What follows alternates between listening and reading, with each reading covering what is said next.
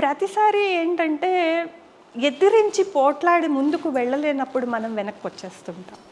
అలా చాలా అవకాశాలు పోయాయి. చాలా అవకాశాలు నేను పోగొట్టుకున్నా. ఎందుకంటే ఒక కమిటెడ్ రైటర్ని.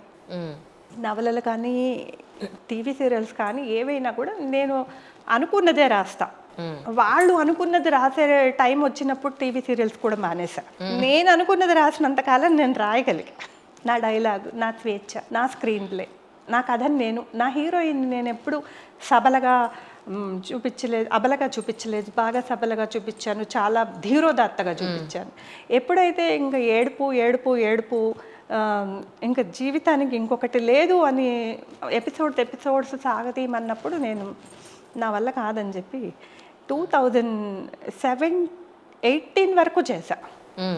తర్వాత ఇంక నేను గుడ్ బై కొట్టేసా. ఇంకా టీవీ సీరియల్స్ అప్పటి నుంచి చేయలేదు. ఎవరన్నా అడిగినా కూడా నేను మర్యాదగా ఇప్పుడున్న ఛానల్లో వాళ్ళతోటి నేను వేగలేనండి అని చెప్పి తప్పించేసుకుంటా. ఎందుకంటే స్క్రీన్ ప్లే వాళ్ళే చెప్తారు, ఏ క్యారెక్టర్ ఎటెండాలో వాళ్ళే చెప్తారు. ఇవన్నీ నేను 25 ఏళ్ల క్రితం చేసినవి. ఆ సీన్లు అదే కదా నాకు చెప్తారు. ఇప్పుడు కూడా మళ్ళీ అవే కష్టాలు, అదే మెట్ల మీద నూనె పోసి అత్తగారు కోడల్ని పడేయడం, అదే ప్రాస్టిట్యూట్ కింద ఆ అమ్మాయిని బలవంతంగా ఇరికించడం, క్రియేట్ చేసి